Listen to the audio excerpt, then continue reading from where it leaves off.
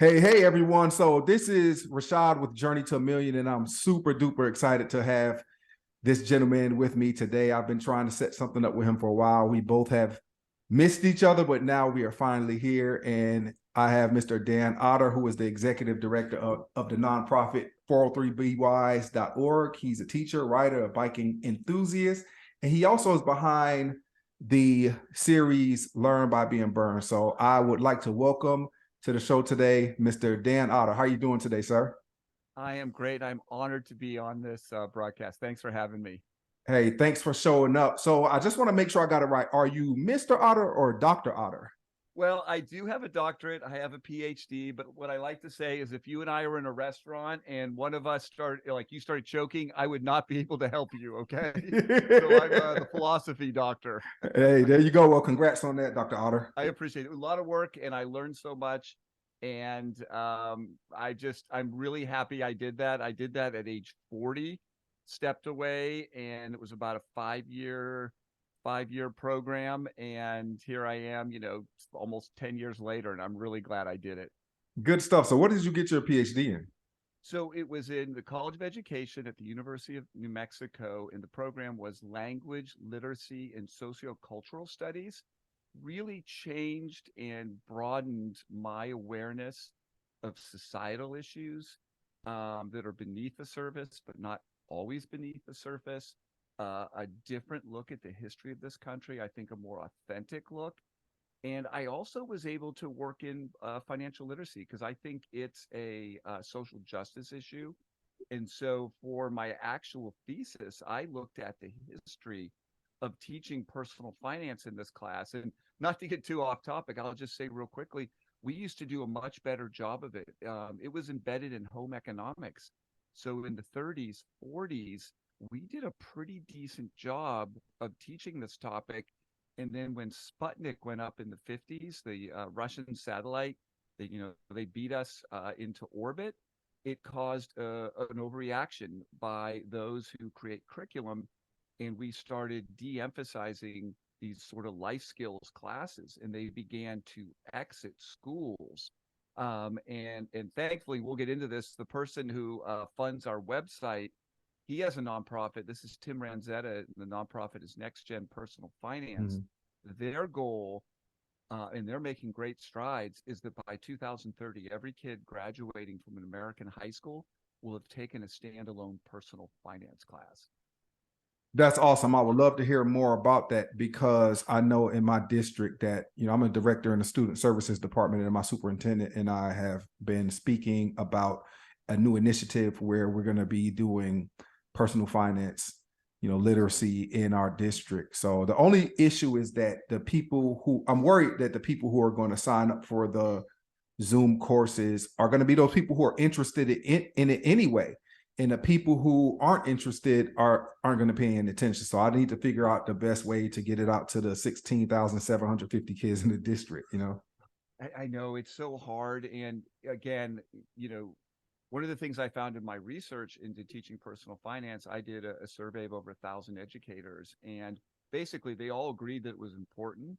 But one of the concerns was, okay, you keep layering on more and more requirements every year. What are we going to take out? I'm all for teaching personal finance, but please take something off my plate. And I think Tim's approach is they don't want to take away music, language courses. They don't want to subtract. They want to find a place for a semester class, but also they want to make it required because that's the way you get broad participation. Because to your point, I think you're going to get the students who are maybe already a little bit aware, and you're not maybe hitting the ones that might need it the most. Absolutely, absolutely. And, I'd like to go back to the home economics deal. Interestingly enough, my mom is probably one of the last generations that actually got a degree in home economics. I think it was like 1972 when she got hers. Wow, I love it. Yeah. So, hey, I'm really excited to have this discussion. We are mainly going to talk about retirement today with educators and the 403B. Let's go ahead and get started with the 403B. So a lot of districts don't offer a 403B, but then you have those that do offer a 403B. But when you look at the actual 403B that they have in their districts, a lot of time they have horrific investment options. Why don't you just tell us a little bit about your whole Learn by Being Burned podcast and how that came about? Oh, absolutely. Well, I'm going to go back to the beginning when I was a first year teacher. It was let's see, it was the early 1990s. Oh my gosh, I'm really dating myself. And, I was probably on the job for the third month or so, and the kids had left for the day. And I was at my desk, frantically getting ready for the next day's instruction. And a woman poked her head into my classroom door, and she said something that I'll never forget. She said, "Do you care about your financial future?" And that's a jarring comment to hear anytime, but especially in your classroom. And as I like to say when I tell this story, I think there's only one answer. Oh, yes, I care about my financial future. She took it as an invitation to come in, and she started talking about all these investment products she had. I had no idea what she was talking about. I had some vague idea we had a pension, but she talked about these annuities and how she helped all the teachers in my school. Politely listened, and I'm really glad I didn't do anything because I began to self-educate myself. And what I learned was she was selling high-cost investment products as part of something called a 403b, very similar to the 401k, but some key differences. The biggest is it falls outside of federal fiduciary oversight. So there's this sort of fancy term called the Employee Retirement Income Security Act of, I think it was 1974, maybe early 70s. And basically it put a fiduciary duty on plans like the 401k, even though the 401k didn't come along until 4 years later. And, this is kind of a fun fact that people are often surprised to hear. The 403b was created way back in 1958. It actually predates the 401k by 20 years. But for some reason, they decided to exempt K-12 403b plans. So what you have is districts like my district in California. We had at the time, you're going to believe this, over 100 vendors. They were almost all terrible, all high fee, because the employer has no duty to vet the plans, the financial companies, like you would if you worked for Apple or Coca-Cola or filling your corporation. So what you get even today are big vendor lists. I know you're in Texas. Texas has generally 40 to 50 choices. Most of them are horrifically bad. There's usually maybe one or two. That's the problem in California. Lots of vendors. Where I live now, Redlands, California, we have over 40 vendors. 37 or so are awful. And what happens is most of the educators, most of the employees go into the high cost companies for two reasons. One, they don't know better. Two, the bad companies, the high fee companies, employ salespeople that troll classrooms, email inboxes. So what you have is a situation where the teachers are generally uneducated about the 403b. They're not taught this as part of their teacher training. They come onto the campuses and they are just ripe pickings for these sales agents. Very few employers are taking control of their plans, and the teachers are at their mercy. So, I started this website way back in 2000, and we, really, gotten a lot of traffic to our website. We have another podcast called Teach and Retire Rich, really good, listenership. But we wanted to find another way to tell the story. And this is where the short pod series, Learned by Being Burned, comes into play. We wanted to produce a 4 or 5 part pod series that was focused on teachers, not me, not my partner, Scott Downhauer, not 403B Wise. We wanted teachers, and we love the title of this, and we didn't come up with it. Learned by Being Burned, Teachers in the K-12 403B.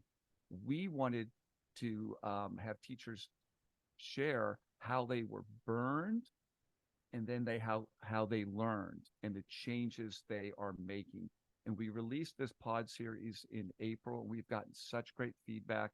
We have a very robust Facebook group, the 403B Wise Facebook group. We just hit 11,000 members. Many of them, because we always ask, how did you hear about us, have listened to this pod series. So if anyone watching, listening, unfamiliar with the K-12 403B, I would say I love our website, 403bwise.org, but I would say go to just about any podcast platform, download Learn by Being Burned, Teachers in the K-12 403B, and you will find out what the core problems are, but also what the solutions are. Hey, you're correct. It is a phenomenal miniseries. It's great. It's some great information. So I already know like what a devil's advocate would say. You know, for the most part, like you said, these are teachers who weren't necessarily educated on finances, and these are people who were doing nothing at first. And then you have this savvy salesperson peek their head in the door or come in and offer, you know, deli food or pizza or snacks, and they draw you in, and then they end up getting you on a plan that you otherwise would not have been invested in anyway. So some people will say, hey, whatever they're doing with this high cost 403B is better than doing nothing at all. What would be your pushback on that? Look, I would concur with what you said. And we hear that from people who come to our, generally when people come to our Facebook group, it's almost always the same. I just heard that I'm in a bad vendor. It's my understanding that the costs are very high. My person never told me what the fees were, but I have to say, I wouldn't have started this without that person. People often say that. So I give them credit for that. But that doesn't mean that teachers should be subjected to such terrible products. It doesn't mean that they should be sold products by these people that have fees over 2%. And once someone finds out, you know what, I don't want to be in Equitable anymore because of their 2% fees, now I want to get out of Equitable. Well, guess what? You're going to have to pay surrender charges. They often last 5 years, and they can cost anywhere from 5% to 10% of your balance if you want to take it out immediately. And so there's a lot of anger. And so, yeah, you're right. These people do provide some type of service, but let's picture a better world. Let's use Montgomery County Public Schools in Maryland as an example. I actually used to work there. They went, Rashad, from 15 vendors to 5 and then 1. They now have Fidelity Investments, one low-cost vendor for their 403B, but also that second retirement plan that we should talk about at some point that teachers have available, the 457B, which in many instances is better than the 403B because more fiduciary oversight is required, and it has some unique features that are very beneficial, especially for those people that want to retire early. But what they've done now is they've gotten rid of all the bad products. And what they've found is, and then Fidelity provides not commissioned salespeople, salaried salespeople who can answer questions. So, you know, the competition occurred at the school district level. They had to win an RFP, a request for proposal. You know, the district put out an RFP, interested financial companies, give us your best pricing. So that's where the competition you want to have happen. Have it overseen by a consultant, pick the plan that offers the best mix of services and products. Okay. So now that you've done that, you can rest assured that your employees, which I would argue are your most important resource, they now have access to quality, low-cost products. And I realize that most people, and I would say in our experience, most people we talk to, they want to talk to an advisor. Big difference, though, between the people that are trolling school districts. They're salespeople. They're not fiduciaries. A fiduciary has to pledge, and we tell people to get that pledge in writing, that they will put the client's interests above theirs. Isn't that wild? That it's you know, uncommon and it has to be demanded. So if you work at Montgomery County Public Schools and you want to find an advisor, we say go for it, but find a fiduciary advisor. That is some great information, and it seems like it should be criminal to have somebody who, yeah, seriously, that doesn't have a fiduciary interest in their clients. Like they could sell them anything, they could lie to them, and there's nothing you could really do about it. You know, I guess the problem with being what you call woke when it comes to finances is that you sometimes want to butt yourself into situations to call yourself saving people. You know, I remember going and visiting my daughter's school last year, and I think she had been sick, and I was checking her out early, and I heard one of these salespeople speaking to the school nurse about, you know, getting. And I heard the company he said he was with, and I think it was Equitable or something. And I almost wanted to just like write her a note and say, "Don't do it, don't do it," you know. And it's just one of those deals where you know somebody is signing up for a bad product, but you all at the same time, like the guy had a ring on his finger, so I made the assumption that he's married. He probably has kids. I'm like, oh, I feel horrible taking his business from this guy, but he has a horrible product. What do you think about that, man? No, I concur. Look, these are human beings, right? And, they're probably very good people. They probably have been sold the line, hey, you can work in finance and you can help teachers. That's very appealing. Despite what you hear about education, most individuals, especially parents, are generally pretty satisfied with their teachers, with their local schools. So that sounds like an appealing work environment. I would just tell anyone who's watching or listening that is doing this, there's another way. Get your CFP degree. As part of that, you have to pledge to be a fiduciary and go about the business model a different way. My partner, Scott Downhauer, used to work for big brokerage companies. His wife's a teacher. He found out that they were trying to sell her high fee products. That's how we met. He reached out to me and we've been collaborating ever since. And so what he did was he didn't want to work for like the Merrill Lynches anymore. He wanted to go on his own, be a fiduciary. And there was a financial cost. For a couple of years, it was not easy for him financially because he had to step back, take the classes, get that degree, build a business, but he now turns away business. So it is possible. And again, anyone watching or listening that wants to get into this industry the right way, email us at hello@403bwise.org, hello@403bwise.org, and I'll connect you with Scott. And he's been talking to lots of people that are trying to make that transition. And then the other thing that's so galling, and it makes me feel sorry for these salespeople at Equitable. My partner Scott found this in some disclosure agreements. In order for those employees, in some cases, to get health insurance, they have to sell X amount of proprietary product. Isn't that medieval? It makes you feel sorry for these salespeople. Yes, it makes you feel sorry for the salespeople and their families. And the other concerning thing is that a lot of time these are former teachers. Like I know a lot of former teachers who went into, working for one of these companies. I call it friendly fire. I'm forgetting the name now. They've got an apple in their logo, and I'm going to remember it. Oh, value teachers. That's what they're called. They're always tweeting out pictures of their sales force bringing donuts or some treat for the teachers, but then they are also always advertising to teachers, come work for us. And my joke is not a joke, but it's like you wouldn't have to get a second job or a career after teaching if you had a low cost 403b, because you'd have about $300,000 to $400,000 more in retirement. And these are the numbers that people are losing out on. When I talk about fees, 2% is my partner Scott. Doesn't sound that bad, right? Wouldn't you and I love 2% inflation right now, right? Yep. 2% compounded over 30 years can have a devastating impact on how much you save for retirement. And yes, these people can be nice, and yes, they can help. But at the end of the day, are they worth $400,000 when you could have paid a fee-only advisor maybe $10,000, $15,000? And when I say fee-only, I also mean fee-only fiduciary advisor. The problem is we're just not teaching this in high school. Finances are intimidating.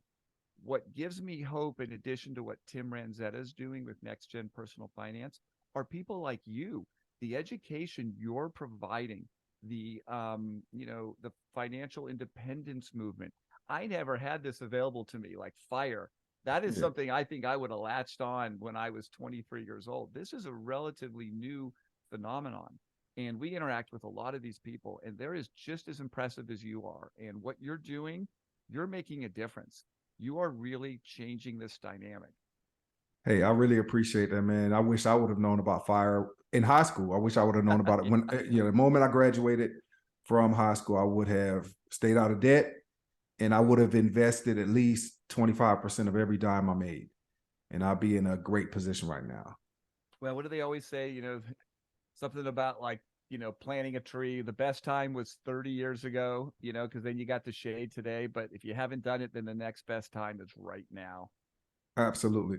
So what's the issue with someone like me who is somewhat of a lazy investor? So some people do the 2 or 3 fund portfolio. I do a 1 fund portfolio. I put everything in VTSAX, and I'm comfortable doing that. What's wrong with doing that? Nothing. Keep it simple, right? I am a big fan of target date retirement funds. These are one fund aimed at the year that you think you're going to retire in the future. So let's say you're a young teacher, it's 2045, 2050. You pick the target date named after that year. The farther you are from the date, the more it's weighted towards stocks because you have longer for to overcome the ups and downs of market volatility, which, as we've seen in the past year, will happen. I've been at this now since the mid 90s, and anytime the market goes down, I'm like, I'm good. You know what? Just means my whatever I put in each month is going farther. So I've lived through this. So you do that one single fund. You don't have to do anything again except for contribute. And we would argue try to add more every year. What happens is every year the portfolio gets a little less risky, a little less risky, a little less risky. And generally around 2050, when you hit that target, they could be 35, 40% stocks, and then the rest would be in safer fixed investments. Now, I know there's some criticisms of target date funds that they're a very blunt instrument that's based on the year that you were born in the year you want to retire, but it doesn't take into account how comfortable you are with risk. So you can also get ones where you can choose 2050 aggressive, 2050 moderate, 2050 conservative. And it just means that it'll be more or less weighted towards more or less stocks, depending on your appetite for risk. But what you're doing, especially as an educator, makes a lot of sense. You can be in one low-cost index fund that's invested in a broad, it could be a U.S. total stock market. As you mentioned, it could be a couple funds that include some international, because you have a pension. And in many ways, we tell teachers your pension is almost your fixed portion of your allocation. So, if I was still teaching, I would be probably 100. I'd probably have 2 funds. I'd probably have the Vanguard Total Stock Market Index, and I'd probably have the Vanguard Total World Index is probably what I'd have. So I'd have some international and lots of domestic. I wouldn't do any bonds, anything fixed because of having a pension. Is that kind of your thinking with your investing?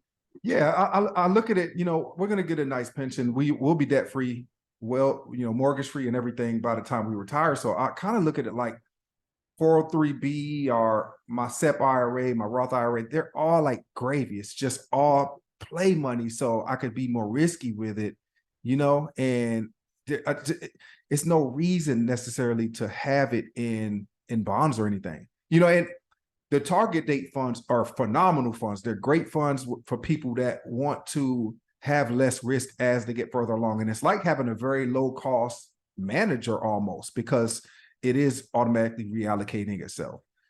I just don't necessarily need it, only because of my pension. Now, if I didn't have a pension, if I was firing like a lot of people that retire at 40 or 45 years old, yeah, for sure, I would definitely get a little more safe as I got closer to my retirement age. But as of now, I think I'm good where I am. Talking about my situation. Yeah, no, I think I love your plan, and I don't mind talking about, my situation. I will get a small pension because I taught about a decade, Mhm. but right now I'm 57, and about I'd say 50% of my savings is in it was in a fixed annuity. Think about that, right? I blast annuities, but it was a TIA annuity that was paying 3%, which until recently was a very good return.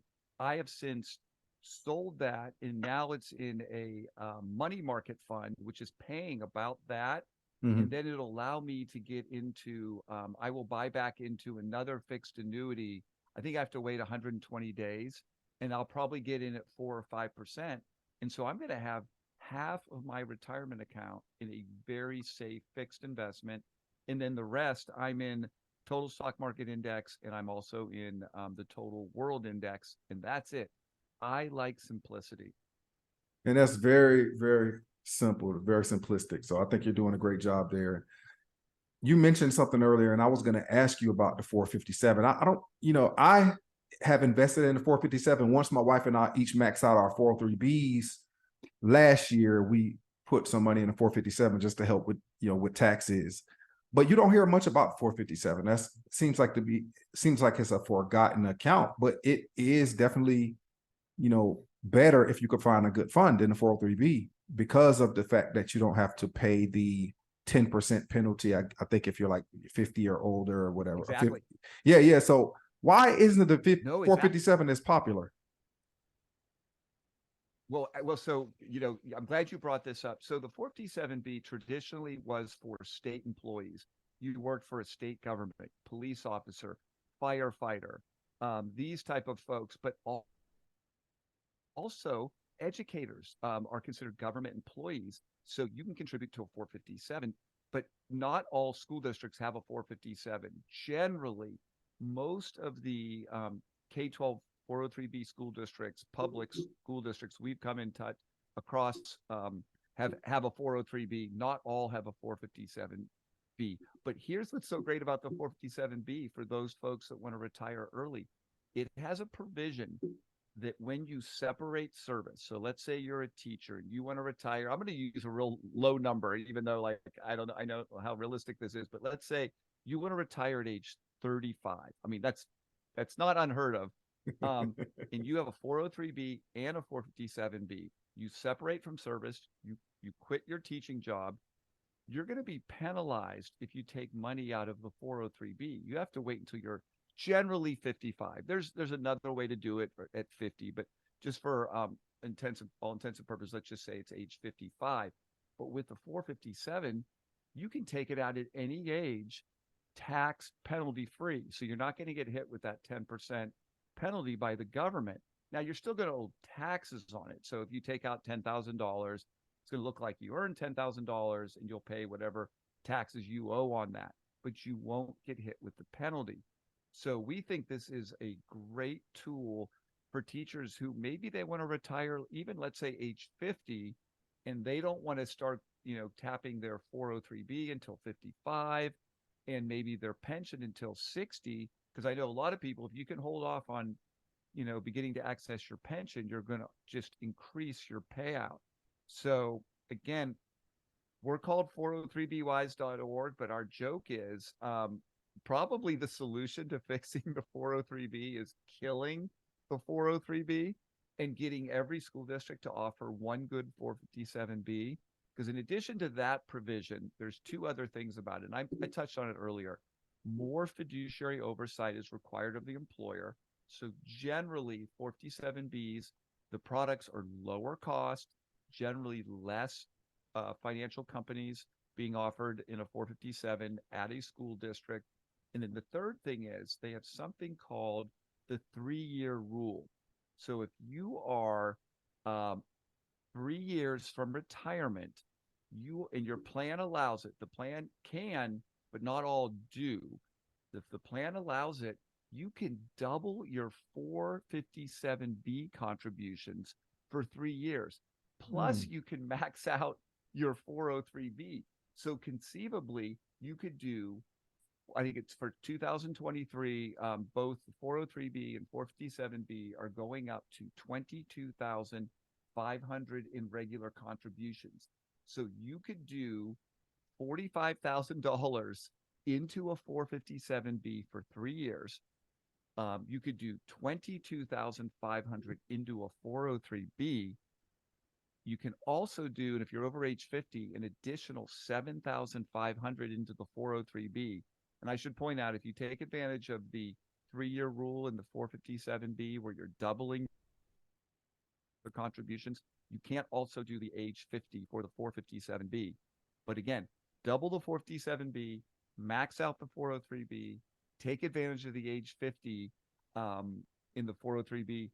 It's a big number. You could put away $75,000 into both plans. I see the look on your face. That's a phenomenal amount, isn't it? That is a phenomenal amount. Now, I guess the only downside is that most educators here in Texas, Yes. that's more than their salary. No, then you'd have to have what, ramen noodles. And we all, anytime we do a lot of presentations to school districts, and I'll just put this out there, if anyone's listening, we will do a free presentation. It's about 30 minutes, and we take questions for 30 minutes. We do it via Zoom. Last year we did about 35 of these, and we love doing these for school districts. But I always point out, look, I know this is a lot of money, but here's what, some teachers find themselves in a situation where maybe there's the spouse is making significantly more money. So then the teacher could basically put their entire paycheck into savings, or, it's a part of life. I'm going to be facing it soon. My parents are in their 80s. You might get a little bit of an inheritance. You could live on that inheritance and then max out your 403B and 457B, as you, sort of end your teaching career. It could be a great way to sock away a lot of money. Your kids, maybe you're out of the house, your house is paid off. I just want people to realize what's possible. And like what you've talked about is how you would have saved a lot more money when you were younger. I think more and more people, and I get that rent's expensive, houses are expensive. I don't think college is expensive. I don't want to diminish any of that, but I feel like more and more young people I meet, they're living more Spartan lifestyles. So they have more money to save for retirement. Yeah, I think I see the same thing. I really do. And there are a lot, you see a lot of them who are, housing together and saving money that way. I think they're way smarter than we ever were growing up, Certainly, I can say that for me. Yeah, they're definitely resourceful. So I'm going to do something interesting right now. I pulled up our 403B and 457B plans off of my school district's website. And I'm going to go over, I'm going to go over each one with you, and you can be as blunt as you possibly have to be, So AIG retirement, formerly VALIC. Nope, okay. Not great. The only time they're good is when they're forced to compete. And I'm going to give you an example. So Chicago Public Schools used to be multi-vendor, and AIG, VALIC, and I think their new name is Corebridge. I mean, what are you doing changing your name all the time?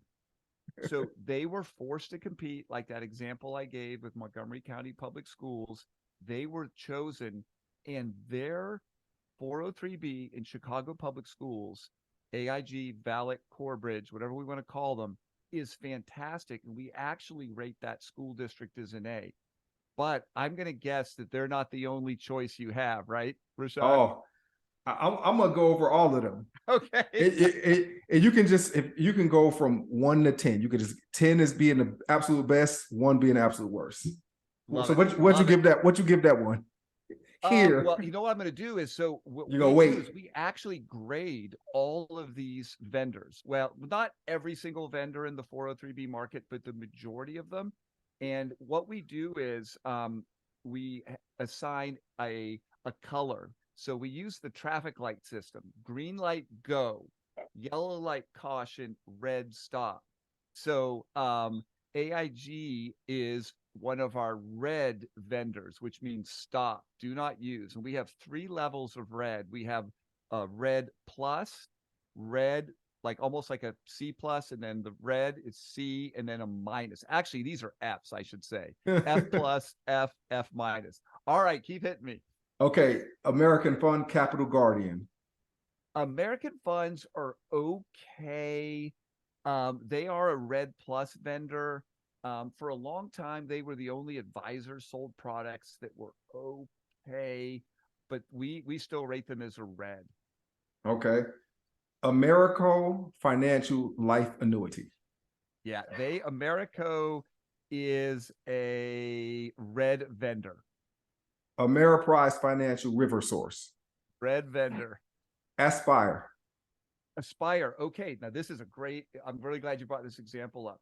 So Aspire, there are two ways to use Aspire. One is through an advisor. And sometimes these advisors are fine. We would say if you're going to go that route, make sure that they are a fiduciary. And one of our most popular resources on our website is information on working with an advisor. So what you would do is you'd go to our homepage, you would click our education section, and then on the left-hand side is a resource called Working with a Financial Professional. And it tells you why you want to use a fiduciary.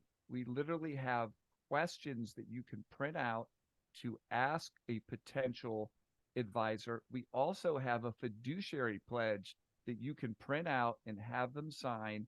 And then we also have a resource where you can find the right kind of advisor, different organizations, so that you can find a fiduciary advisor. And that's XY Planning Network, Garrett Planning Network, and the National Association of Personal Financial Advisors.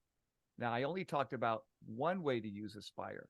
The way that most of the people in our community use it is the direct method. So you would do 403B Aspire Direct, and you can have Vanguard or you can have Fidelity, and it's only a little bit more expensive than going directly through those companies. So we rate them as a green vendor. They are our, so in the green category, we have green plus, green, and green minus. Aspire is in our green category, and as I said before, green means go. They would be an excellent choice if you use the direct method. That's good to know. Great to know. Athene Annuity and Life. Yeah, they're a red vendor. I don't think we rate them, but we know, because they're not as popular, but we know of them. Oh, actually, I take that back. They're in our worst rated category. Athene is a red minus. They're down there with the really bad products. Well, I bet they're not lower than this next one. Equitable. Equitable. You know what? Actually, Equitable is just a middle red. So again, red means stop. And I should point out, Equitable was recently fined $50 million by the SEC for masking fees. Any school district officials listening to this and you're offering this company, I have to ask you, would you do that if the company that provides your buses or your paper products had been fined $50 million? Would you continue to do business with that vendor? Why would you continue to do business with this vendor? Great question. Very good question. Next is the Fiduciary Trust Company of New Hampshire, formerly Waddell and Reed. Yeah, well, they're a red vendor. They're Fiduci- a red plus. Red plus. Okay, I'm putting all reds the same. I agree. Fiduciary Trust International, Franklin Templeton.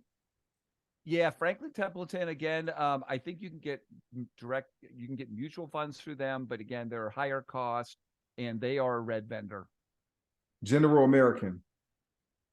I've never heard of that company. So I'm just going to give them a red. What about GWN? GWN, yes, we have them in our list, and they are a straight red. Okay. Horace Mann, life insurance. Horace Mann, great educator. I learned a lot about him in my doctoral program, but a terrible product. And that's the problem. A lot of these products are named after presidents that were great presidents, but really not such good products. Yeah. What about Industrial Alliance? I've never heard of them. I've never heard of them either. And again, I wouldn't go with them. Invesco Oppenheimer. Oppenheimer, again, okay. We have them, I think, Oppenheimer, they might be owned by someone else now, but they are not a green or a yellow. So to me, they are I would say a red investment. IPX, you heard of them? Yeah, IPX is interesting. We were initially kind of encouraged about their model, but we have yet to see it sort of succeed in the way we thought it might. So I would avoid them for now. Lincoln Investment Planning.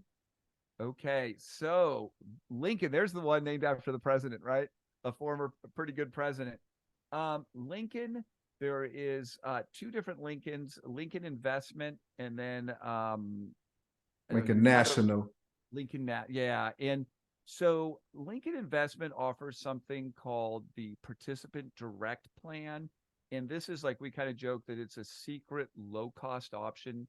It's most commonly available in New Jersey, and we call it a Vanguard clone. It's a really good product. Again, it's the Participant Direct product, but unfortunately, we think it's getting too popular because we're now getting word out of New Jersey that they are starting to limit this product. And we're not quite sure why, because the irony is Lincoln will go to a school district and use their low cost option, we've been told, as the way to get on their to get on the vendor list. And then they push their sales product, the higher cost product. Again, in our education section on 403(b)(wise, we have a resource called When Bad 403(b) Vendors Offer Good Investing Choices. And Lincoln Investment is one of those. That's the Retirement Solutions Participant Direct Plan. Plan member, not a good vendor, but again, they have a low cost option called Participant Choice. And then Security Benefit. It's one of our least favorite companies. And they have this deal with the National Education Association, which infuriates me. Because again, picture this, you're a teacher, you don't know about the 403(b). Someone from the NEA, from Security Benefit, comes and says, oh, we've got this product, we have this product in collaboration with the NEA. It was called the NEA Value Builder product. Well, if you don't know about the 403(b), you know about the union, you would think, oh, that's probably a good product. So it infuriates us that the NEA does this deal with Security Benefit. But the NEA was sued about 12 years ago for breach of fiduciary duty. And even though there's no fiduciary duty for a 403(b), the argument was because you endorsed this product, you took on a fiduciary responsibility. They ultimately lost the lawsuit. But what you know, about 2 years later, they came out with a very low-cost product called the NEA Direct Invest product. And we actually rate that as yellow. So that is not a bad product. Okay. So that's some good information. I'm working down this list. I have MetLife next. Then I have Midland National Life. Oh, Midland is one of our lowest rated. There are red minus. And MetLife is now, I think, Bright House, and they are a red vendor. I'm guessing National Life is probably red too. Yep. National American Company. Yeah, red. PenServe, formerly Foresters. So PenServe has something called PenServe/Penn Select, a non-advisor option. If you have that available, we actually rate that as a green. But the PenServe Penn Select advisor option, we rate as a red. Got it. And people could be tricked by that. Exactly. Gotcha. You're going to want the no advisor option. Again, this is why we tell people, I'm not a big fan of Facebook writ large, but I do like the Facebook groups. And our Facebook group, as I mentioned, we just hit 11,000 members, teachers all over the country. And we limit who's allowed. So you have to answer 3 questions. We don't let any salespeople or financial professionals in there. But that would be a good place, to share a vendor list and say, hey, look, this is my vendor list. Who do you recommend?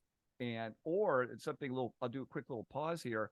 And I haven't mentioned this yet. There's 14,500 school districts in the country. We are endeavoring to post as many 403(b) vendor lists for as many school districts as possible. And right from our homepage, you could actually search. And it's kind of like a Southwest flight. You'd pick what's the airport you want to start at? In this case, you'd pick what state are you? You're in Texas, right? Yes, sir. let's see if we have you. So then you go from the state over to the school district. What's the name of your school district? Crowley, Crowley. So CRO. WLEY. Okay. Crowley ISD. All right, Yep. drum roll here. And again, this is right from the top of our homepage. Anyone can search to see if we have your school district.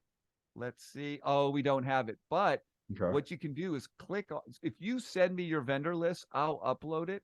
But Yeah. if you're someone listening and you do a search and we don't have your school district, there's a link that you click and then you just share your vendor list and we'll go ahead and upload it and then we'll grade it.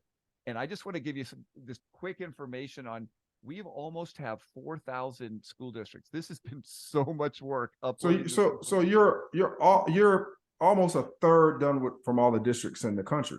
Exactly. And here's the thing, we began focusing on the 20 biggest school district. So from a percentage of employees standpoint, we think we have more than a third because we've got the big school districts. So we have 3,748 graded. I think we have 3,900 in our system. And so we're working. That's what I do on weekends is work on that. But just to give you the numbers, we assign, first we rate the vendors, then we assign a grade. So in order to be an A, you have to put your plan out to bid. So Chicago is an A. New York City is an A. They only have one low cost product. Montgomery County Public Schools is an A. But so far we only have 132 A's. So only 4% of the close to 3,800. B's, you have to put your plan out to bid.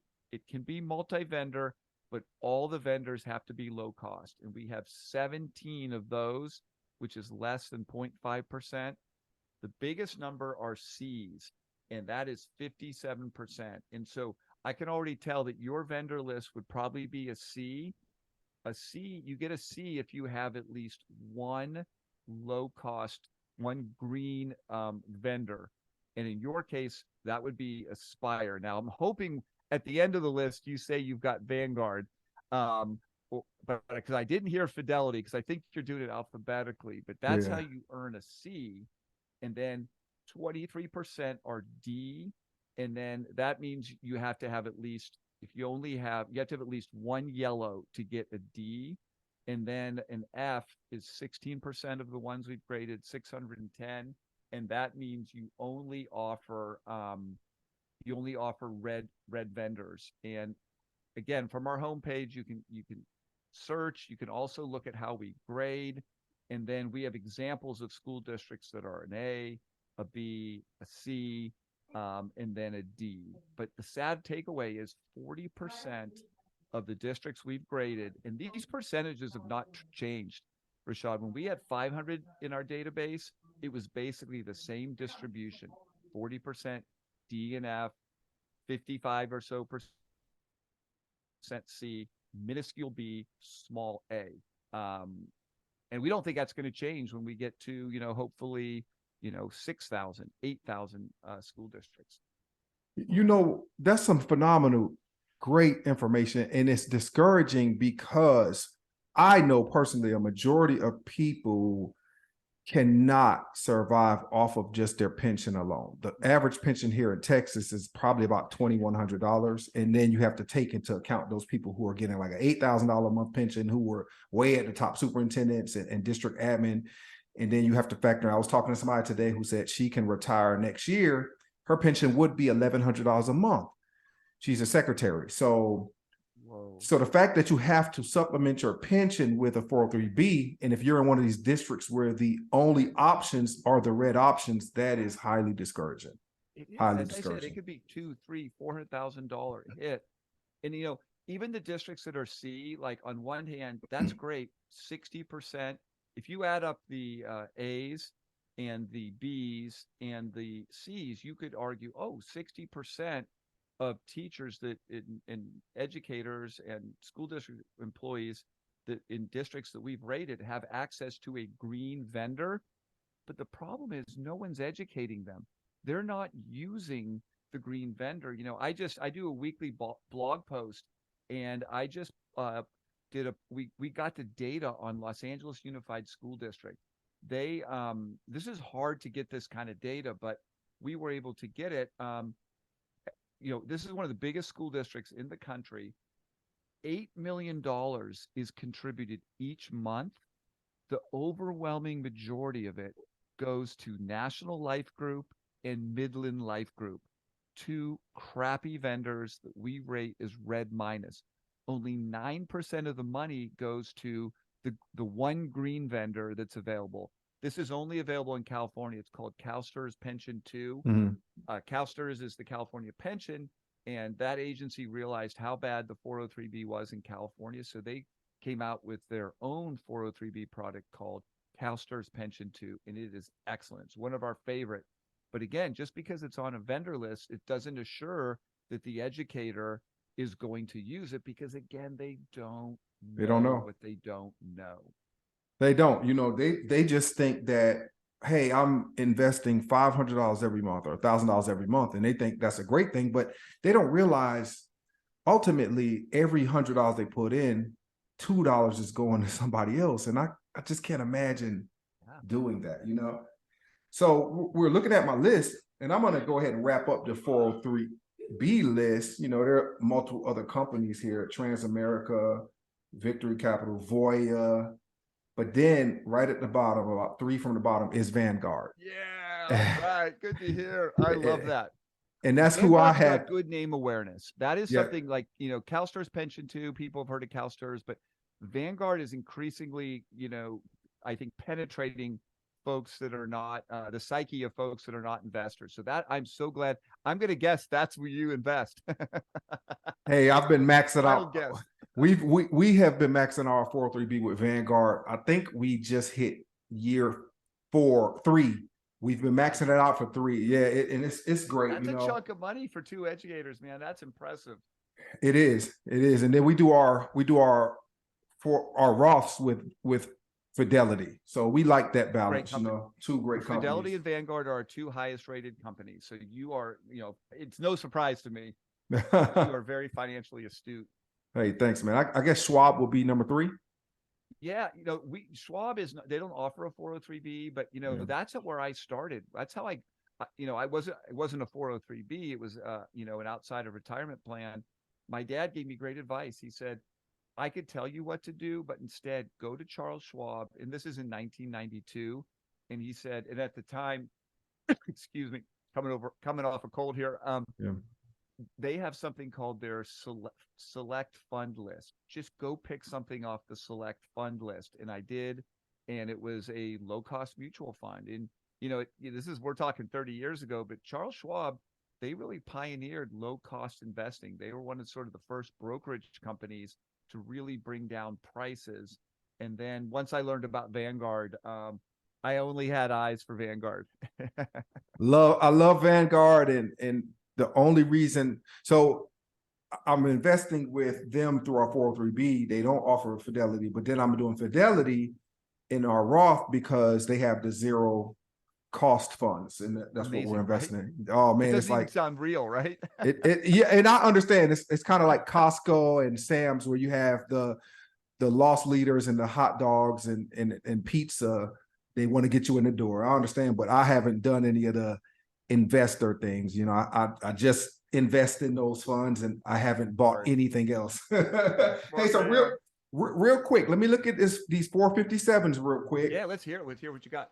And I'm going to just go down the list with you because we don't have a lot of options, and then we could discuss at the end. But you have Fiduciary Trust, Franklin Templeton again. You got Lincoln Investment, Lincoln Life, Lincoln National, National Life Group, and then you have TPX, but then you have Plan Member. And last year, after I maxed out my 403B and my wife maxed out her 403B, we had to put that money in another option, and we end up going with Plan Member only because they have all the Vanguard funds, all of the Fidelity funds, and we just put it in there.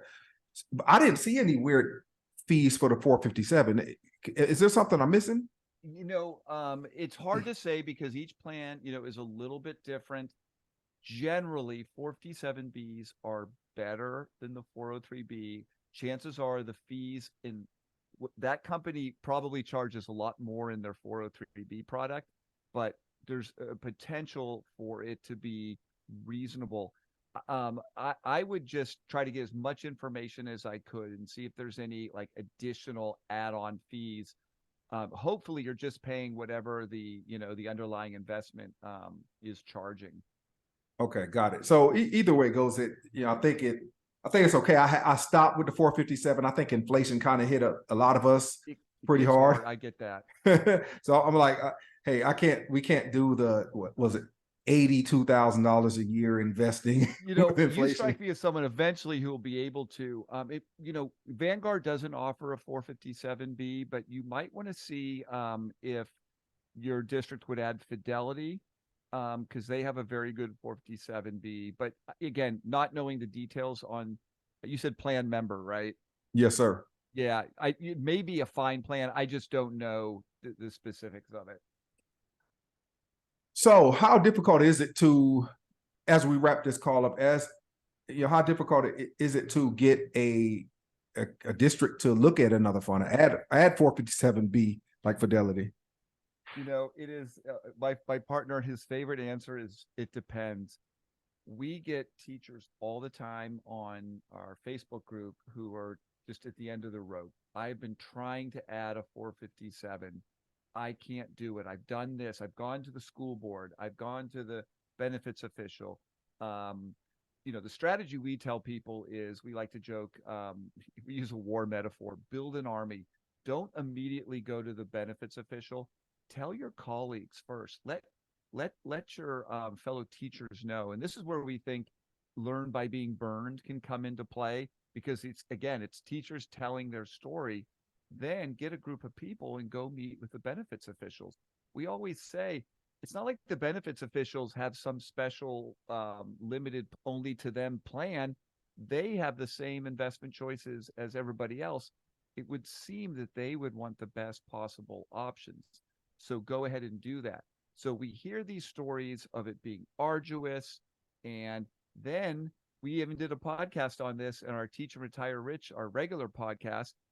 This guy, Chris Nye, who actually is featured in Learn by Being Burned, he simply asked his school district, it was actually a teacher in California. He simply asked his school district and they added a great 457B. So it really just depends.